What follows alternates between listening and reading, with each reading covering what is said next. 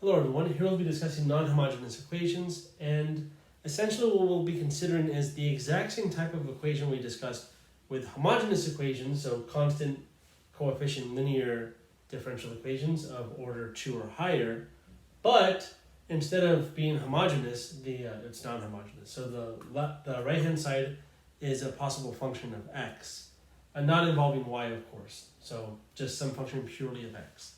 So there's a few things to talk about. So I'm going to build the language up a bit, and then from there I'll give some suggestions as far as what we can do to build a setup, and then from there we'll try some problems, and then we'll kind of get into a particular instance where these setups don't necessarily work, but kind of. So first off, a particular solution is what we call yp, p for particular, is one completely depending on the right-hand side for a hint on a particular setup. In other words, it kind of tries to mimic f of x somewhat. There are a little more on that later on, but we'll see that a little bit with these guidelines. The complementary solution, y sub c, c for complementary, is the solution to replacing f of x with 0. In other words, the corresponding homogeneous equation. Now, as it turns out, the general solution is then y equals the particular solution plus the complementary solution. So it depends on the example. I may ask you to only find the particular solution. I may ask you to find the general solution, in which case there's more work to be done. And on top of that, if it's an initial value problem, there's a lot of work to do. Okay. Now, why yc ends up being a part of the solution is, well, it's because if you have a particular solution already, then the complementary solution won't actually affect anything. So imagine if you take derivatives of y, then of course by linearity of derivatives, you get derivatives of these, but then since derivatives of yc applied to the left-hand side will just amount in 0 because yc is a solution to the homogeneous version of this, then this amounts to not really adding anything to the solution yp, if that makes sense. So when you actually plug it in, you'll see that since yc contributes 0, it actually ends up just being basically a part of a greater solution in some sense. It's kind of hard to say in words, but yeah, we'll have to see some examples.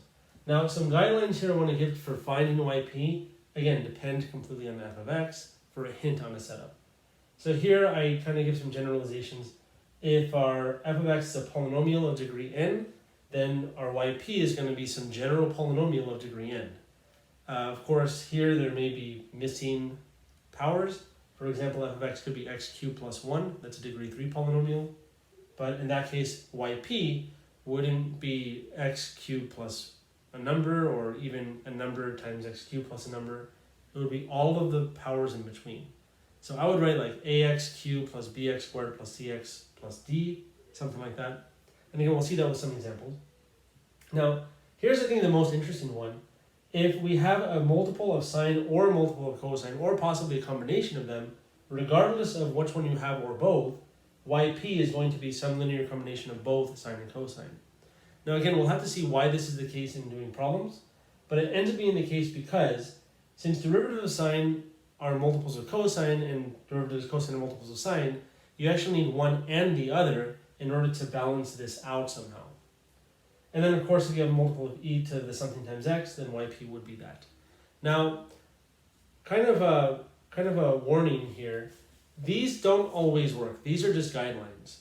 So something I want to say here, let me write this in red, is that we may need to multiply by x as needed if something doesn't work. So let me say multiply our yp, our supposed yp. So let me see our guess, because these are really guesses, by x or x squared and so on as needed. Now again, what I mean by that is that if we actually end up trying yp based on our guess, and it ends up not working out for some reason, then you can multiply, for example, this one, multiply by x, and then that may actually work out. And if that doesn't work out, multiply by x squared, and maybe that'll work out. Now, as far as how do we know if it works out or not, we'll have to see with some examples. So with that being said, let's take a look at some examples right now. All right, so for these two examples here, I only want to find particular solutions. Finding complementary solutions we know how to do from the previous video. But we will do a problem that will actually find the general solution, and we'll also do a problem where we'll actually find a general solution with an initial value problem. And we'll go a little beyond that as well. So this video is going to be pretty full. Now, something I want to mention here is that for these two problems, what I'm going to be using is what is known as the method of undetermined coefficients. So let me just write undetermined coefficients. Now, what that basically means is I'm going to try to mimic, based on our guidelines that I mentioned previously in the previous screen, f of x. I'm going to try to mimic f of x for our particular solution with coefficients that we don't know, and then we'll actually try to find what those coefficients are based on what the left-hand side does for us. So what do I mean by that? Well, based on what f of x is, this is a polynomial of degree 2. That's our f of x. So based on that, we can say our yp is going to be some polynomial of degree 2 with undetermined coefficients, so some coefficients that we don't know. So I'm going to use just capital letters A, B, and C. This is a general polynomial of degree 2 where the coefficients are unknown. Okay, now what? Well, if yp is a particular solution, all we need to do is find A, B, and C in that case. But notice, if it is a particular solution to this differential equation, then we can plug it into the left-hand side and we should get that it's equal to this. So basically what I'm going to do is find derivatives and then multiply each of the derivatives by the coefficients we have here on the left, compare those coefficients of that resulting expression basically to the right-hand side. So let's just get on with finding derivatives. So derivative of yp is going to be 2ax plus b, because of course a and b are constants. Derivative of x squared is 2x times a is 2ax. Derivative of bx is b, and derivative of c of course is 0 because it's a constant term. Second derivative then is just 2a, and that's it. So now what I'm going to do is I'm going to multiply each of these by, well, whatever we need to multiply them by. So let me just write that in the blue, I guess. So for yp, well, that corresponds to the one with no derivative. That needs to be multiplied by -1. Yp prime, that corresponds to the one with only 1 prime. Multiply that by 2. And then y double prime needs to be multiplied by 1. So we don't really do anything to that. Okay. So what I'm going to do here is I'm going to multiply, distribute, and try to combine things best I can. Now, it's going to be a little bit of a mess, but let's see. So what we'll end up getting is, let me just kind of write it here. I guess I'll write it over here. So we end up getting yp double prime minus 2yp prime minus yp, plus 2yp prime. So notice this looks exactly like the left-hand side, only with p's instead of with no p's. Okay? So we end up getting 2a for yp double prime, plus 2 times this, distribute the 2, we get 4ax plus 2b, minus yp, so distribute the negative in here, we get negative ax squared minus bx minus c. So now what I want to do is I want to combine these, kind of. So how I'm going to combine them is by looking at what is multiplied by x and what is multiplied by x squared and what is not multiplied by anything. So the x's are these two, the non-x's are these three, and we only have one x squared, notice. Okay? So I'll write down what that combines to in a moment, but for right now, let me just erase this real quick. And now let's say that we're treating this with p, kind of like here. So in this step, this should be equal, if yp is a particular solution, this should be equal to x squared plus 2, because it satisfies this differential equation. So that means what we're going to have be equal to x squared plus 2 is exactly this thing here. But again, I'm going to combine things in a nice way to compare coefficients. So in order, the x squared term is negative ax squared, plus times x, we have 4a and negative b for the coefficients. So it's 4a minus b all times x. And then finally for our constant term, we have these three things added together, which are 2a plus 2b minus c. Let me try to squeeze that in there. Okay. So now the only real thing to take away from this, I think, is we want to compare the coefficients of the left to the coefficients on the right. This is known as equating coefficients. Now, how can we equate coefficients? Well, first off, let me kind of remove this arrow just for a little more space here. first off, we have x squared and x squared. So we can say negative a is going to be the coefficient of this, which is 1. Now what's the coefficient of x? There is no x on the right hand side. So what we can actually do if you want is we can just fill in that blank as 0 times x plus 2. That will definitely help. Let me border that off. So now we end up getting a system of equations. And the system we end up getting is, well, let me just write that off to the side over here, I guess. Yeah. So we end up getting that if you compare these coefficients for x squared, x, and constant, the x squared coefficients gives us negative a is equal to 1. Okay, that's from x squared. For the x's, we get 4a minus b is equal to 0 because the coefficient of x on the right-hand side is just 0. Perfect. And then finally, for the last guy, we have 2a plus 2b minus c is equal to the constant term, which is just 2. So again, maybe this will help a bit. So we're comparing the coefficients of x squared, the coefficients of x, and the coefficient of the constant term, basically. So setting those equal to each other, we get the system of equations. This system is actually very easy to solve. Here, if we divide by negative 1, we get a is equal to negative 1 right away. If we plug that into the second one, since a is negative 1, this becomes negative 4 minus b equals 0. Add b to the other side, b is equal to negative 4. Right, because 4a is 4 times negative 1, which is negative 4. Add b, you get that, good. And then finally, for the last one, since we know what a and b are, we can find c. So it's negative 1 times 2 is negative 2, and 2 times b, which is negative 4, that's going to end up being negative 8, minus c is equal to 2. That's negative 10.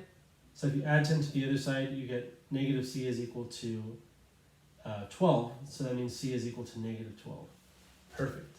Now what's so nice about this is we actually know our particular solution. Like I mentioned, we started off with it. It was our guess. And we get coefficients that make sense.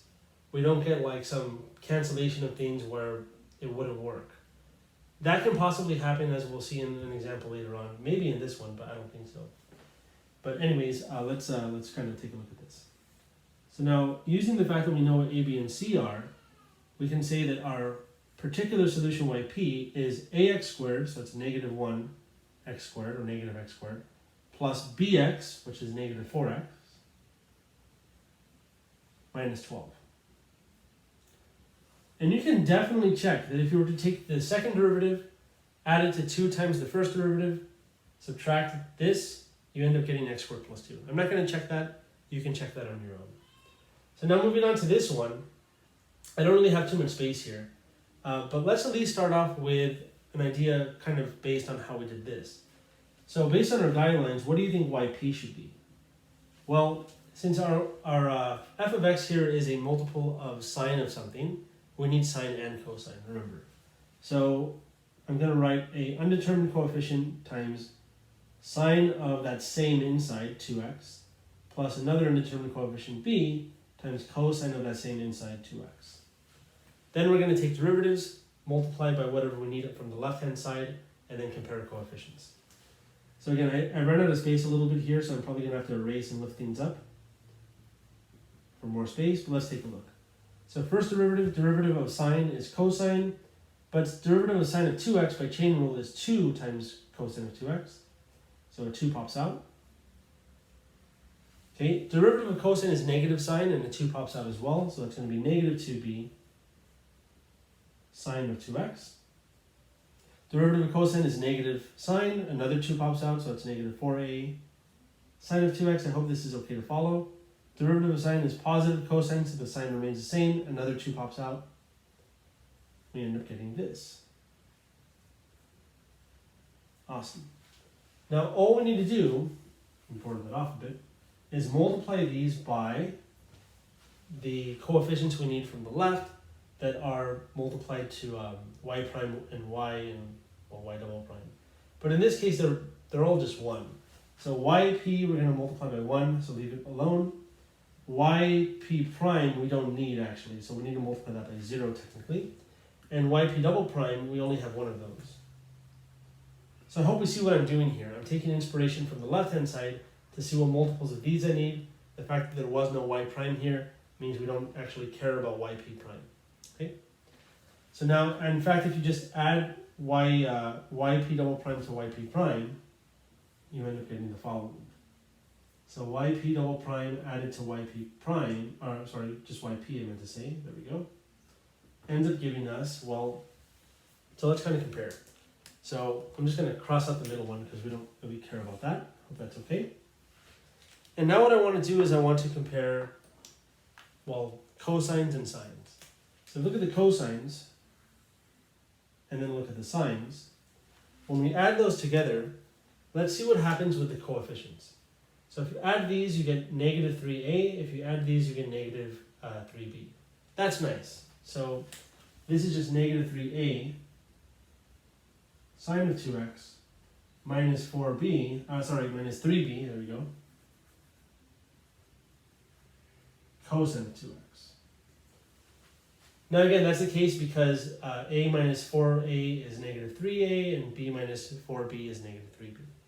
Now if we had yp prime, then there's like this crisscross going on with the signs. Here to here to here, and for cosines here to here to here. And if you had more derivatives, then you'd see more of a crisscross pattern. And by the way, I mentioned that we're only considering a second order version, but we could actually consider higher order. The process of undetermined coefficients isn't too specific. The conditional, or not conditional, but the complementary, there we go, complementary solution would be kind of different, but again, we saw, again, in a previous video, how to handle those higher order homogeneous equations. But anyways, right, so now what are we going to do? We're going to compare this to this. And maybe you can actually see right away what's going on, but just because I want to show with more space, I'm going to write what we have so far for this with a particular solution based on our guess, and this I'm going to lift that up as well. I'm going to erase a lot of this, okay? So let's take a look at that right now. Okay, so I'm going to continue number 2. I've erased a few things. I've also added a part 3 here that we'll do right now. As it turns out, part 2, we weren't very far off, but I wanted to have more space so we can kind of compare a few things. So we ended up having our guess being this, then we kind of tried to mimic the left-hand side, because of course this is indeed a solution, it's a particular solution to this equation. So that means its second derivative plus its value itself, or its the function itself, I should say, is going to give you 3 sine of 2x. That makes sense. And then when you consider y and y double prime, or yp and yp double prime, you end up getting this when you combine things. And now we're going to compare the coefficients. Now, if you compare the coefficients of sine, then it's pretty easy to see what happens with our system of equations. Basically, we end up getting that negative 3a is equal to 3. So that means that a is equal to negative 1 by dividing by 3, by negative 3. Perfect. But now you may ask, well, what about b? Well, b is clearly 0 because there is no cosine. Much like we saw for the polynomial that was missing an x term, since this side is missing a cosine term, we can write this as 0 times cosine of 2x. And this will help us compare. Now in this case, b ends up being 0, but it's not always the case as it turns out. In this problem, I think it's just the case because y prime was missing. But anyways, if you compare these, that was a dull color, sorry about that. There we go. If you compare these, then, well, negative 3b is equal to 0, in which case b is equal to 0. So let me write negative 3b is 0, which dividing by negative 3 gives you b is 0 as well.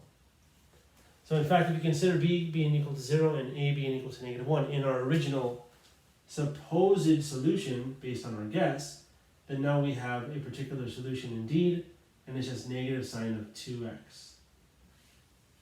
Plus 0 times cosine of 2x, so don't even write that. Fantastic.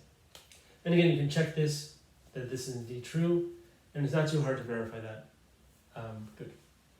Now, for this new part 3 now, well, our right-hand side is just a multiple of e to the something, so that means our guess, yp, is probably going to be of the form, well, let me write it off to the side here like I have been doing, something times e to the same power of x.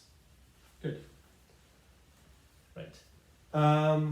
maybe it's a good time to say that you may have your right-hand side being some combination of these things. Like if you have this multiplied by sine, for instance, then your yp would just be trying to mimic that. So I would multiply the yp we get for this term multiplied by the yp we get for that term. It's going to be a little messy because of product rule and all that, but that's where I would start. So just throwing that out there. Okay. Now we need what? We need yp prime and double prime, and we're going to multiply with these coefficients. So we get yp prime, that's just negative a e to the negative x, and yp double prime, that is positive a e to the negative x. Now how do I know that? Well, that's because derivative of e to the something is itself, but by chain rule, there we go, derivative of the power negative x comes down. And derivative of negative x is negative 1. So each time we take a derivative, basically the sign changes. Okay, good. So now I'm going to multiply each of these by the coefficients we need from the left-hand side, which are 1, 1, and negative 2. So multiply this by 1, multiply this by 1, multiply this by negative 2. And what do we end up getting? Well, for the left-hand side, we end up getting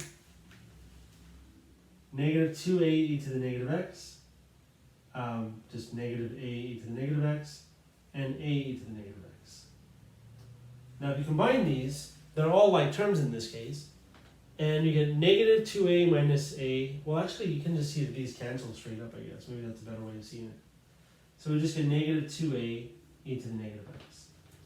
So since yp is a solution, plugging it into the left will give us yp double prime plus yp prime minus 2yp equals e to the, 3 e to the negative x, because again, it's a solution.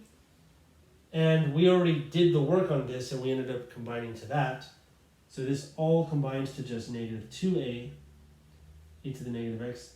And maybe now is an okay time to say that, well, if you look at this, you may think, well, okay, we got kind of lucky in some sense, because it could have been the case that all three of them end up canceling out for some reason, and it wouldn't work. So in that case, you would have to do what I mentioned earlier. If it doesn't work out, your guess doesn't work, try multiplying by x. Product rule comes into play, so it becomes a little more technical to find the derivatives, but then it should work. And if that doesn't work, multiply by x squared and continue like that. So I know that sounds scary, but believe me, you'll get a hit sooner or later. So now if you compare coefficients, then, well, negative 2a must be equal to 3. That implies that dividing by negative 2, a is just negative 3 halves. Perfect. So we're done then, because a particular solution now is just, well, it was this. So with a now known, now determined, I guess you can say, it's negative 3 halves e to the negative x, and again you can check this. Perfect. So we did, I think, a pretty reasonable amount of examples on finding particular solutions. Now let's take a look at finding some general solutions. Alright, so this problem is a little bit crazy, but let's take a look. So this is a problem where we want to find the general solution. It is an initial value problem. So not only are we going to find the general solution, which we haven't done yet, but we also need to consider these two initial conditions. Now let me say that the first thing I want to do is just find the particular solution. We'll worry about the conditional solution after the fact. Now these correspond to not just the conditional solution, but the general solution actually.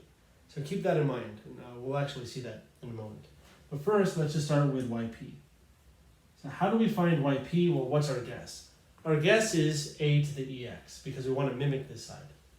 So our guess is that yp is equal to a e to the x. Then we take its derivatives, of course, yp prime, yp double prime. Now in this case, they're all itself. There's nothing crazy happening there. And then we're going to multiply by, well, by these.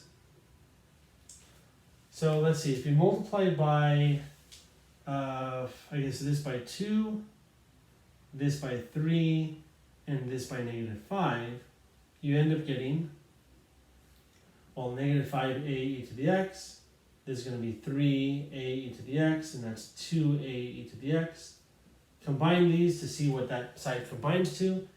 And notice, in this case, kind of what I mentioned earlier, this actually doesn't work, because these combine to 5a and that cancels straight up. So this is 0, which is super unfortunate, because then we'd have, in our setup, 0 is equal to this, and it doesn't really make sense. So what are we going to do instead? Well, instead what we're going to do is we're going to stick an x here for our yp, and then we're going to continue that way. So let me erase this and write that then. Okay, perfect. So like I mentioned, if your particular solution guess doesn't work, try multiplying by x, see if that works. So hopefully this works. Hopefully this does work. If it doesn't work, then we need to multiply by x again, and yeah, that can be a little scary because you start to lose hope in what you're doing. But let's see. So the first derivative here requires, of course, product rule. Derivative of ax is just a times regular of e to the x plus regular of ax multiplied by e to the x, which is just this. And in fact, for y double prime, we get something kind of interesting. Because derivative of this is itself, but then derivative of ax e to the x, we kind of just did going from here to here. So for this one term, we get these two back kind of. So we get this. But notice actually, these two just combine to 2a e to the x. I'll write it like that if you don't mind. 2a e to the x. Let me kind of scooch this over a little bit. Like that. Great. Now we're going to multiply by these coefficients on the left, and let's see if hopefully we don't get any cancellation this time around. So now multiplying these by y double prime by 2, y prime by 3, and y by negative 5. Let's see what happens. So we get negative 5ax e to the x.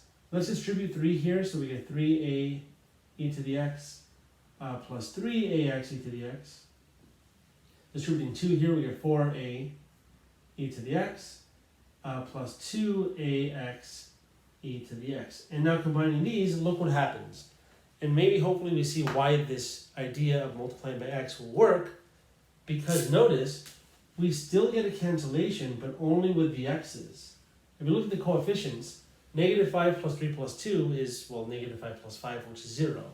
So these actually cancel out straight up, and we actually get something pretty promising now.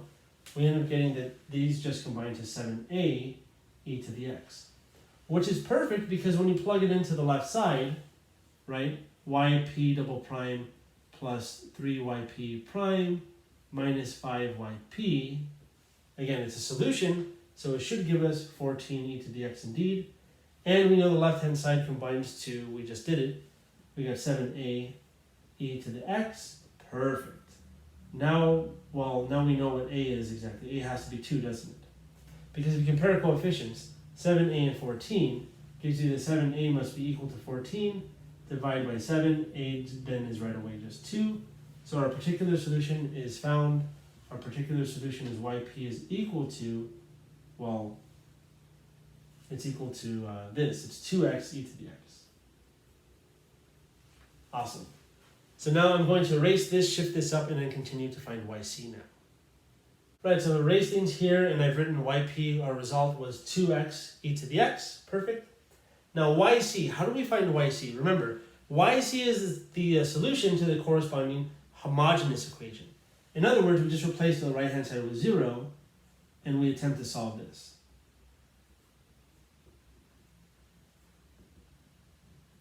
Now, technically, these are c's, but writing them with y's, I don't think really makes a difference. But let's notice that this, of course, is homogeneous, so we can compare to a characteristic equation. And we get 2r squared plus 3r minus 5 equals 0. Now you can solve this polynomial equation in a few ways. You can use quadratic formula if you want. I'm going to factor by guess and check. And notice that 2r squared is multiplied by, well, I guess its factors, let's say, are r and 2r. And now all we need to do is find the factors of 5 that multiply to 5, that is. So it's going to be 1 and 5 in some order. If this is like more factorable, like 12 or something like that, we have so many options. Because it could be 1, 2, 3, 4, 6, or 12. But in this case, 5 and 1, and here, 2 and 1. But in general, the more factorable your end coefficients are, the more possibilities you have for the guess and check method. In which case, if it gets too crazy, just use quadratic formula. But in this case, I think 5 and 1 work like this. And if you kind of FOIL this out, you'll get 2r squared. We get 2r here. We don't know the sign, but let's write minuses just to kind of see what happens. So we get 2r squared, 2r, 5r, and 5. like that. Now, I wrote minus here because I don't know what the signs are. But in fact, in order for this to result in negative, these have to be opposite signs. And more specifically, for the middle one, we want this to combine to positive 3r because that's what we're aiming for. Now, in order to change the signs to make that work, actually it works. We get positive 5r and negative 2r, those combine. But that implies we want 5r to be positive, and the 5r we get by multiplying by 5 to r, so that means this is positive and that's negative. And you can clearly see this actually works out. Right, you get 2r squared, negative 2r, positive 5r, negative 5. Fantastic. All right, so now with that being said, what we're going to do now is we're going to use the zero product property to set each of these equal to 0. And I'm going to do that pretty quickly. If 2r plus 5 is equal to 0, subtract 5 divided by 2, you get negative 5 over 2 for that solution. If r minus 1 is 0, then that means r is equal to positive 1. Okay? And now what? Well, now this is, remember, this is actually case 1. These are distinct real solutions.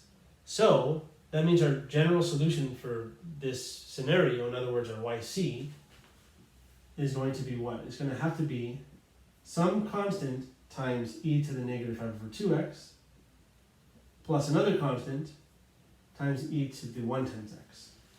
Fantastic. So now I'm going to erase this, write this next to yp. Then we actually know what y is. Y is just this plus that. So in fact, you know what? Maybe I can just jump that and just say our general solution y. Remember, that's yp plus yc. And we know what these each are. Yp is 2x e to the x plus yc is c1 e to the negative 5 halves x plus c2 e to the x. Perfect. So now I'm going to circle this because we still don't know what c1 and c2 are. Now we're going to use these initial conditions to find c1 and c2. That'll require us to use, well, not use, but it'll require us to take the first derivative to apply this second condition here. But again, I'm going to erase everything and lift this result up and continue. All right, perfect. So I've erased things. This is our last result here, our supposed general solution. Now all we need to do is find c1 and c2, of course, because this is an initial value problem. We have these two initial conditions. And like I said, in order to use the second one, we need y prime. Right, so let's get to that. I'm going to write it starting over here because we may need a little bit of space because, of course, this involves product rule. Derivative of 2x is 2. Regular of e to the x is just that. And then regular of 2x times derivative of e to the x, which is itself anyways. So we end up getting this. I know it looks kind of weird, but that's what it is. Derivative of this, well, derivative of e to the something is itself multiplied by the derivative of the power by chain rule, which is just negative 5 halves. In other words, a negative 5 halves drops down. And then derivative of this, of course, is just straight up itself because there's no multiple of x in the power there. So by chain rule, you just multiply by 1 basically. Good. So now let's apply the conditions. So when x is 0 for each of them, because notice they're each of 0, so these are x values we're plugging in. For y, we get y of 0 is equal to, this is going to be 2 times 0 e to the 0, so that's a 0 for the first term. And actually what we end up getting is e to the 0 for each of these is just 1. So we just end up getting c1 plus c2. And since y of 0 is 1, we end up getting the equation c1 plus c2 is equal to 1. Okay, that's not too bad. Let's take a look what we get from this first derivative now. So from the first derivative, this is now 2. 2e to the 0 is just 2. This is 0 because we're multiplying by x, which is 0. So we get 0 there. Here we get negative 5 half c1. Because again, e to the 0 is 1. That kind of goes away. But we get left with a coefficient at least. And then here we get plus c2. So, right, so now we get this is equal to 2. Which is kind of interesting because since this is 2, we can cancel that actually. So let me just say if 2 is equal to 2 plus, I guess I should say minus, 5 half c1 plus c2, then you can actually just subtract c2, not c2, subtract 2 I meant to say to each side, and we end up getting this equation as a result. Negative 5 half c1 plus c2 is equal to 0. Now there's a lot of ways to continue this, I think one way possibly is to add this 5/2 C1 to the other side, and then we'll know what C2 is and we can solve by substitution. Also, you can multiply by -1 to make this positive and negative, and then add straight down, you get elimination. I like that. So if you don't mind, I'm going to do that. I'm going to multiply this by -1. So I'm changing up as I go along, which is never really a smart idea to do because it's hard to check your work. But this is equivalent to this, just multiplying by -1 as well. Okay, so now adding straight down, we get cancellation of the C2s. But notice we have 1 plus 5/2. Now that's actually just 7/2 because 1 is 2/2, 2/2 plus 5/2 is 7/2. So we end up getting 7/2 C1 is equal to just 1 because 1 plus 0 is 1. So that's good because multiplying by the reciprocal of 7/2, 2 7s, we get C1 right away is 2 7s. Perfect. But now how do we find C1? Well, there are a few ways, but I'm just going to use the first equation here. So the first equation says C1 plus C2 is equal to 1, but we actually know what C1 is. That's 2 7s. I misspoke just now. I said how do we find C1? We already know what C1 is. I meant to say how do we find C2? Okay. So again, C1 is 2 7s. So that means we're going to get 2 7s plus C2 is equal to 1, implying that C2 is 1 minus 2 7s. And remember that 1 is 7/7, 7/7 minus 2/7 is 5/7. So C2 is 5/7. Fantastic. So now that we know what these are, we know our solution then. And just so I don't have to erase too much, I'm just going to do this. I'm going to replace C1 and C2 with what we found them to be, 2 7s and 5 7s, and I'm just going to arrow over in red. But of course you would have to write it down. Maybe I could have wrote it here maybe, but just because of space and time I'm doing it this way. I hope you don't mind. So we got 2 7s from that guy and 5 7s from this one. Perfect. So this is our general solution to this initial value problem. Fantastic. Now I'm not going to stop here. I'm going to go a little further. There is a particular type of problem that we might struggle on trying to solve based on what I've shown you so far.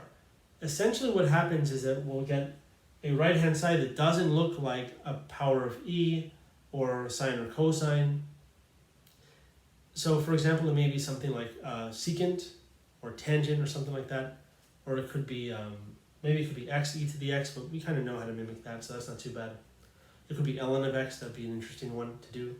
But I'm going to do one involving tangent, and I'll explain how to do using similar methods to what we've seen, but it's not quite the method of undetermined coefficients. It's a little bit different, and it is called variation of parameters. So let's take a look at that right now. Right, so for this example, we want to find a particular solution to this differential equation, y double prime plus y is equal to tangent of x. Now, the fact that tangent of x is a trig function, and we can write tangent of x as sine over cosine, there is some inspiration to kind of think of our setup for sine and cosine as yp being equal to a times sine plus b times cosine. And this is basically what we're going to do with a little bit of adjustments, if you will. Now, this method, as I think I mentioned previously, is known as variation of parameters. Now, we'll see in a moment why it's called this. Essentially, our undetermined coefficients, a and b, here, are parameters, right? I mean, if you think about it, we need to find out what a and b are, and that's our solution. So finding these parameters was really the goal when we consider these kinds of problems using the method of undetermined coefficients. Fantastic. Now, the method of variation of parameters allows us to not look at these as constants, but instead to look at them as functions in their own right. Usually we call them u1 and u2. If you want to leave them as a and b, you can just recall that those must be functions and not constants. Okay? All right. So now what are we going to do? By the way, the reason why it wouldn't work if they were constants is because since the derivatives of sine and cosine are just multiples of each other, there is no way you can get some combination of those to amount to tangent. You would need to actually divide sine by cosine to get tangent somehow, and that won't work if your functions are just constant. So we actually need functions u1 and u2 of x. Okay, so now the next thing, notice this is going to be a little complicated to find yp prime now, because now since this is a function times sine of x, we need to apply product rule, of course. But that's okay, we know how to do that. We get u1 prime sine of x plus u1 cosine of x, good. And then derivative of u2 prime, or u2 will be u2 prime times cosine of x plus u2 times derivative of cosine, which is negative sine. So I'm going to make that negative, good. All right, so now this is where things get a little iffy. I want to find yp double prime. Now to do that, it's going to be a little crazy. Now the fact that we are coming up with these two functions on our own, u1 and u2, we can impose a few conditions on these. And the condition I want to impose first is to make this only 2 terms instead of 4 terms. Because if we can do that, then the next step would be a lot easier to write out. And it may not be obvious, but the ones I want to get rid of are the ones that involve the derivatives of u1 and u2. And you'll see why that's the case in a moment. It kind of has to do with what we'll end up getting with derivatives, but because of product rule and so on. But let's just kind of keep that in mind. So how do I get rid of these? Well, I'm going to say that their sum is 0. So this is our first condition that we want to impose, that u1 prime sine plus u2 prime cosine is equal to 0, and I'm going to circle this. So we'll come back to that in a moment. But for right now, let's find the second derivative, ignoring what I've circled here in red. Derivative of this using product rule is u1 prime cosine of x minus u1 sine of x, good, because derivative of cosine, of course, negative sine. Here we're going to get, let's see, that's going to be negative u2 prime times sine of x, there we go, minus u2 times cosine of x. And now this is really where the magic starts to happen. Because notice, u1 sine and u2 cosine is exactly what yp was equal to. Now the fact that we have them being negatives, then those will amount to negative yp. So we can say now that yp double prime is equal to u1 prime cosine of x minus u2 prime sine of x minus yp. And this is actually pretty interesting because notice if we add yp to the other side, we end up getting yp double prime plus yp is equal to just this mess here, u1 prime cosine minus u2 prime sine. And this is our second condition. So essentially what we built is a system of equations involving, well, derivatives of u1 and u2. And now I'm going to attempt to solve these. So I'm going to erase this and then we'll move on in solving this problem. Right, so the circled results that we had previously, I've erased everything else and written those here as a system of equations kind of. Now, something that I didn't mention that I kind of should have, and I even kind of got hyped up for because I said that's where the magic happens. We had this was equal to y double prime, yp double prime plus yp. And since yp is a particular solution to this equation, then that means its derivative, second derivative that is, plus itself would be equal to tangent. So instead of writing here yp double prime plus yp like I had circled previously, I'm writing tangent because yp is a solution to that. Good. And also let's kind of recall where this came from. So we had yp is equal to u1 sine plus u2 cosine. Okay, so I hope that's okay. But now what? Well, now how can we solve this system? This is legitimately a system of equations. So what I'm going to do is I'm going to multiply the top one by sine of x and the bottom equation by cosine of x. Why would I do that? Well, there's a few reasons, but the big reason, of course, is to cancel these. When you look at these and you think, this screams elimination, right? The u2 primes want to cancel out, but these cosine of x and sine of x don't agree. If we multiply the top by sine, we get cosine times sine. If we multiply the bottom by cosine, we get sine times cosine, which will actually match. So now let me write out what we get here. We get u1 prime sine squared plus u2 prime cosine of x times sine of x equals 0 still. And here for the bottom one, we end up getting u1 prime times, there should be an x there, good. Cosine times cosine is cosine squared okay, minus u2 prime sine of x times cosine of x, which actually is the same thing as cosine times sine. So we will indeed get cancellation here. Good. And then, so this is interesting. Tangent, I mentioned this before, tangent is sine over cosine. So since tangent is sine over cosine, let me write that over here, what happens when we multiply tangent by cosine? That's right, the cosines cancel and you just get sine. Fantastic. So this is looking actually pretty nice because magically the tangent just turned into cosine in the process of elimination. So now in combining these two, the y2 primes cancel out magically. Well, maybe not magically, but by elimination. And this is kind of magical, kind of. So actually, believe it or not, this is just u1 prime. Maybe someone can, maybe you see this, you see why this is the case. Really, this is u1 prime times sine squared of x plus cosine squared of x. But we all know that sine squared plus cosine squared is always 1. That's right. So really, this is u1 prime times 1, which is just u1 prime on the left, equals sine. And in fact, that's really good because now notice that means that, that means u1 is the antiderivative of sine, which is negative cosine, possibly plus a constant. I don't know if I want to write that. I'm not going to write plus a constant. It's kind of funny because if we write plus a constant, that'll contribute to the general solution. But I'm not going to write plus constants right now. I'm just going to keep it like that. That's okay. Okay, good. So we found u1 now. Fantastic. So let's circle that. That's a pretty big achievement. So now how do we find u2? Well, since we know u1 is cosine, negative cosine, then this derivative, well, derivative of cosine is negative sine, derivative of negative cosine is positive sine.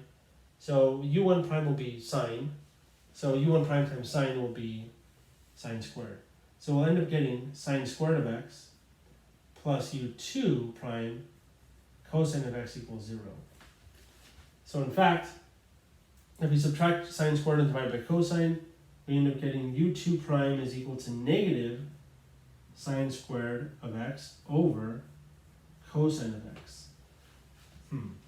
Now this, I don't know if this is, this doesn't look super difficult to do, I don't think. I have to think about that for a little bit. We could write that as sine times tangent or something like that. Yeah, so to actually undo this derivative here by taking the integral of the other side, that may involve some u substitution. We'll have to take a look. So what I'm going to do is I'm actually going to erase everything, lift that up, and then take the integral. And I imagine that there's a little bit of technique involved in that. All right, so I've erased everything. I wrote our big result here. I wrote our other results here that we're actually kind of building up to find yp. Specifically, we knew u1 is a negative cosine. u2 we still don't have a handle on. But to get rid of the prime, we can take the integral.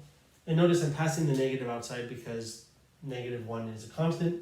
So you can pull that out. And of course, this is dx because u2 is a function of x, of course. But now, how do we proceed from here? Well, the only real thing I can see that we can possibly do, I think, you may not like this, but this is the only thing that comes to my mind, is we can write sine as 1 minus cosine squared. Well, sine squared is 1 minus cosine squared. And that's, of course, because sine squared plus cosine squared is 1. You can always write one of them as 1 minus the other, as far as the squares go anyways. And now at this point, we can split this fraction up as 1 over cosine minus cosine squared over cosine. Now, one of these you may like, and one of these you may not like. Now, of course, the one you probably like is this one because that's just cosine, and then here, that's secant. It wouldn't be a bad idea to distribute the negative, maybe. So if you distribute the negative back in, you just get this reversed. And since this is cosine, you end up getting cosine of x minus 1 over cosine, which we just agreed on being secant. Good. Now the antiderivative of cosine, that's negative sine. Sorry, it's positive sine, my mistake. Antiderivative is positive sine, derivative is negative sine. But yeah. Now, minus, what is the antiderivative of secant? That is a well-known result from Calculus 2 that hopefully we've seen before. The integral of secant is ln of secant plus tangent. and it's something usually people just remember. There is kind of a way of showing that it's true based on a weird u sub. If you let u equal secant plus tangent, the integral of secant just automatically turns into this with that substitution pretty easily actually. Another way is to write secant as 1 over cosine, multiply top and bottom by cosine, and then do some manipulation and convert it to a partial fraction problem, which is, I don't know, both of those are kind of yucky. But yeah, let's continue. So we're basically done actually, yeah. So we have u2. So u2 is just equal to this. Of course we could write plus c, but again I'm holding off on writing the plus constants. We're just looking for a particular solution anyways, so that would suffice. So now u2 is then sine of x minus ln of this crazy mess, secant of x plus tangent of x. Fantastic. So now that we have that, we can just combine those, and then we'll actually have our solution, our particular solution. And you know what? I'm not going to erase and go through another screen. I'll just try to type it out here, or write it out here. So yp is u1 times sine, so that's going to be negative sine of x times cosine of x, like that. Plus, let's see, u2 is this thing times cosine. So actually we'll distribute cosine into each of these, because we're multiplying this by cosine. So think of it like this. So if you distribute each of these into cosine, or cosine into each of these I should say, you get cosine times sine for our first term, minus cosine times cosine of x times ln of the absolute value of secant of x plus tangent of x. Now what's so nice about this is another bits of magic, it seems. These terms actually cancel out. So now we're left with our actual final solution now of yp. Our particular solution yp is negative cosine of x times ln of absolute value of secant of x plus tangent of x. Wow. That was definitely quite a problem. That's the only example I'm going to do of variation of parameters. Variation of parameters is a pretty wild method that hopefully you don't have to use too often in life, but based on this, hopefully, one example anyways, you'll be able to somewhat try it, okay? So with that being said, that's all I wanted to say as far as non-homogeneous equations go. I really hope you enjoyed this video. I'll see you in the next few videos. Thanks for watching, and like always, I'll see you then.